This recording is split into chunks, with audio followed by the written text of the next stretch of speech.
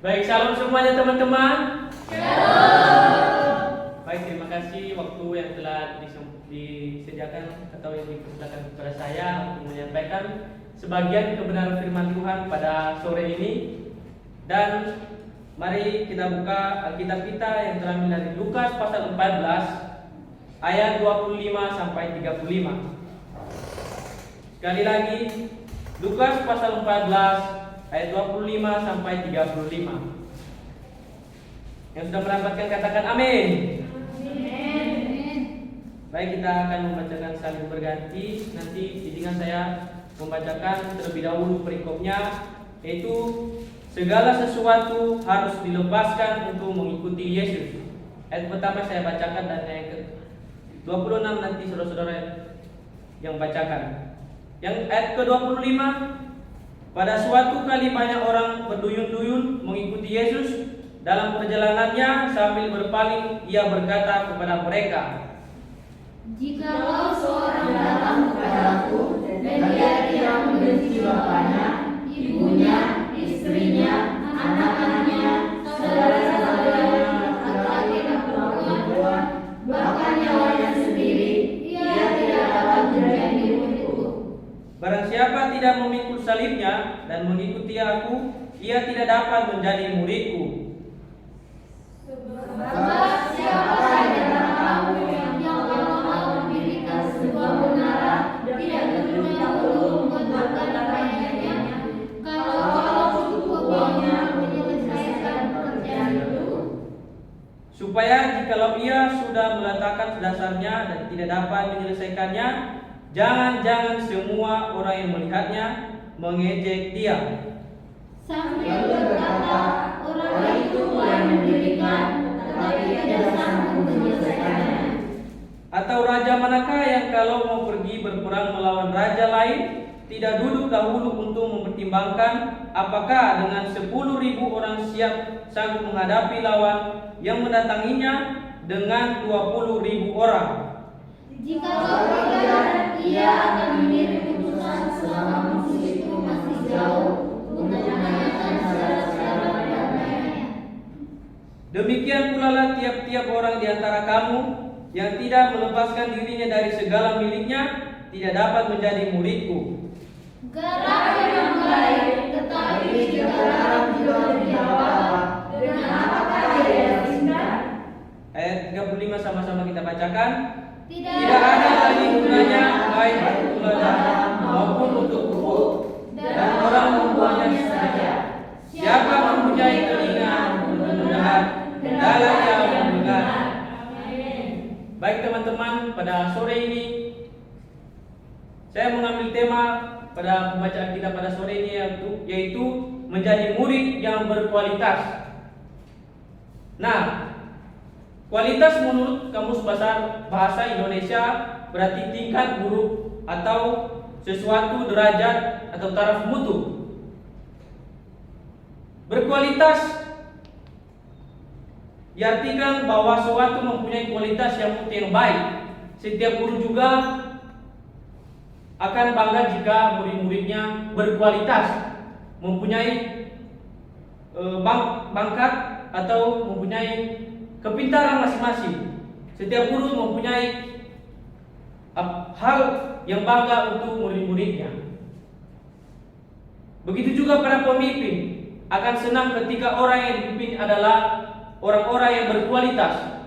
Demikian juga betapa bangga Allah ketika kita menjadi pengikut-pengikut yang berkualitas. Bila kita perhatikan dalam ayat yang ke-25, teman-teman, bahwa dikatakan di situ, pada suatu kali banyak orang yang berduyun-duyun mengikuti Yesus.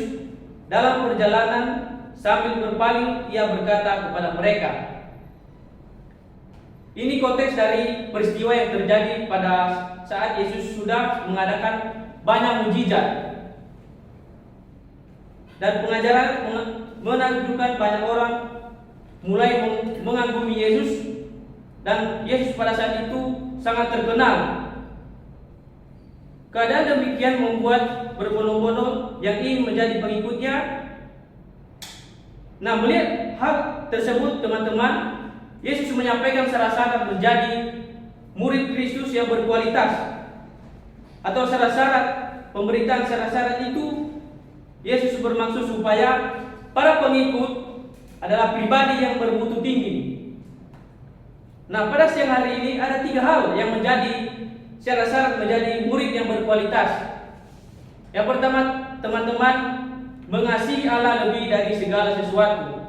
Bisa kita lihat dari ayat yang ke-26 bahwa dikatakan di situ, jikalau seorang datang kepadaku dan ia tidak akan membenci bapaknya, ibunya, istrinya, anak-anaknya, saudara-saudara laki-lakinya atau perempuan, bahkan nyawanya sendiri, ia tidak dapat menjadi muridku. Nah, di sini teman-teman, di poin yang pertama adalah mengasihi Allah lebih dari segalanya. Kata membenci di sini tidak berarti membenci dalam arti umum. Itu ketika kita membenci teman kita, kita tidak mau berkomunikasi, tidak mau berhubungan atau berinteraksi kepadanya. Bukan teman-teman yang dimaksud di sini. Yang dimaksud di sini membenci yaitu menomorduakan. Misalnya ada 2 barang. Barang tersebut, barang yang pertama dan barang yang kedua, dua-duanya milik kita. Tetapi barang yang kedua ini ada barang yang kita mementingkan atau yang sering kita pakai dalam kehidupan kita sehari-hari, seperti baju. Baju yang nomor 1 kita tidak sering kita pakai, tetapi baju yang kedua sering kita pakai. Kita senang kalau memakai barang tersebut. Nah, begitu juga dalam pengabdian kepada Yesus, harus melebihi pengabdian kepada keluarga. Yesus menginginkan kita mengasihi Allah di atas kasih kita kepada yang lain. Ini sesuai dengan hukum dan ketetapan hukum yang pertama sampai yang keempat, bahwa berbicara tentang hubungan kita dengan Allah. Hukuman kasih yang pertama adalah kasih terhadap Allah. Allah ingin menempatkan Dia di atas segala sesuatu yang kita miliki. Allah juga menginginkan kita supaya kita menyembah Dia dari segala apapun yang ada di bumi ini, apapun Allah yang di bumi, Dia di nomor 1, Dia di paling atas. Nah, di sini teman-teman, mari kita renungkan dalam kehidupan kita. Di antara semua yang kita miliki, siapa yang paling kita kasih? Keluarga atau pacar kita atau akrab kita? Bukan, teman-teman. Allah ingin kita menempatkan Dia dari urutan teratas. Ketika kita bangun dari tidur, hal apa yang pertama kita lakukan? Apakah kita main HP langsung? Apa kita mencari HP langsung? Apa kita nonton TikTok? Bukan itu, teman-teman, yang dikasih Tuhan, yang diinginkan Tuhan. Tetapi yang diinginkan Tuhan dalam kehidupan kita, teman-teman, kita mengucap syukur dan berdoa serta menyembah Dia meski walaupun sebentar. Tuhan menginginkan dalam kehidupan kita, teman-teman, di mana ketika kita bangun, kita membangun hubungan kepada Tuhan. Biarlah setiap apa yang kita bangun di hadapan Tuhan menjadi kemuliaan bagi nama Tuhan. Nah, begitu juga kalau kita dapat berkat atau mendapatkan secara materi, apakah siapa yang kita ingat pertama? Apakah Tuhan Yesus? Apakah kita beli HP yang 13? Bukan itu yang teman-teman yang dikasih Tuhan, yang diinginkan Tuhan dalam kehidupan kita. Tetapi yang diinginkan Tuhan pada kita, teman-teman, mengingat Dia dan mengembalikan kepadanya apa yang menjadi kepunyaan. Mari teman-teman, kita koreksi dalam kehidupan kita. Apakah kita sudah melakukan hal seperti begitu? Apakah kita sudah menerapkan dalam kehidupan kita bahwa setiap kita, apakah kita mendapatkan berkat dari seseorang? Apakah kita sudah mengembalikan kepada Tuhan sepenuhnya untuk Tuhan? Baik, yang kedua, teman-teman, poin yang kedua yang menjadi murid yang berkualitas yaitu siap menderita. Bisa kita lihat dari ayat ke-27, saya bacakan. barang siapa tidak memikul salibnya dan mengikuti aku, ia tidak dapat menjadi murid-muridku. Nah, salib di sini berbicara tentang penderitaan, bukan mengacu pada kematian Yesus. Yesus berbicara dengan orang-orang Yahudi yang sangat memahami arti salib. Orang percaya harus memikul dua hal, yaitu salib. Ku berbicara tentang ketaatan, salib berbicara tentang penderitaan Yesus. Kita bisa lihat dari ayat yang 28 sampai ke 32 bahwa Yesus memberikan gambaran untuk menjelaskan bahwa kalau mau ikut Yesus, pertimbangkan dan pikirkan baik-baik. Apakah kita sanggup mengikuti Tuhan Yesus? Seketika kita diolok-olok, dihina, apakah kita mampu mengikuti Yesus dengan baik? Apakah kita teguh dalam iman kita mengikuti Yesus dengan sepenuhnya kerelaan hati kita? Mari kita teman-teman koreksi dalam kehidupan kita. Pada saat ini kita dipermalukan dengan tidak adil sebagai orang-orang yang non-Kristen. Bahwa banyak orang sekarang menghina agama Kristen, bahwa agama Kristen tidak masuk surga, tetapi penghuni neraka. Mari kita teman-teman sebagai murid-murid Kristus yang berkualitas, mari kita belajar dari poin yang kedua ini, siap menderita. Apapun yang kita alami, apapun yang kita hadapi setiap hari, di dalam pekerjaan kita, di dalam usaha kita, di dalam sekolah kita, mari kita taat dalam kebenaran firman Tuhan.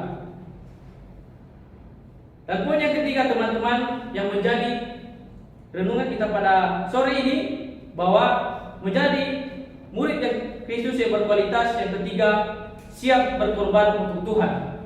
Kita bisa lihat dari ayat 33, saya bacakan kepada kita. Demikian pula lah tiap-tiap orang di antara kamu yang berkualitas melepaskan dirinya dari segala miliknya tidak dapat menjadi muridku. Nah, yang dimaksud di sini poin yang ketiga teman-teman, bahwa di sini dikatakan menyerahkan segala sesuatu untuk Tuhan. Apapun yang kita miliki, mari kita menyerahkan untuk Tuhan, untuk kemuliaan Tuhan. Poin yang ini hampir sama dengan poin yang kedua, bahwa tekanan adalah siap melepaskan segala sesuatu yang menjadi miliknya. Mari teman-teman, mulai hari ini, marilah kita memiliki persepsi yang benar tentang hal-hal yang kita miliki. Kalau kita kaya, harta itu bukan milik kita. Semua Allah punya, Allah hanya dipercayakan untuk mengelolanya. Kalau kita pintar, kepintaran itu bukan untuk kita teman-teman. Mari kita pakai untuk memuliakan Tuhan. Demikian juga dalam segala yang kita miliki. Mari kita korbankan untuk Tuhan apapun yang kita miliki. Jangan setengah-tengah untuk mengikuti Tuhan.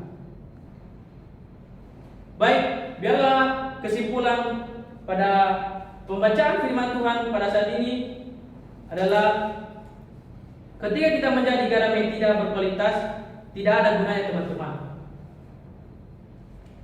Tetapi ketika kita menjadi garam dan terang dalam dunia, adalah gambaran murid yang menjadi murid yang berkualitas di hadapan Tuhan.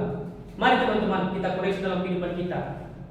Apakah kita sudah menjadi murid-murid yang berkualitas di hadapan Tuhan?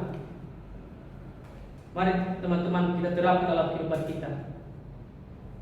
Baik, bila ketiga poin ini menjadi rema bagi kehidupan kita dan menjadi berkat dalam kehidupan kita sehari-hari, menjadi murid yang berkualitas di hadapan Tuhan. Terima kasih. Shalom.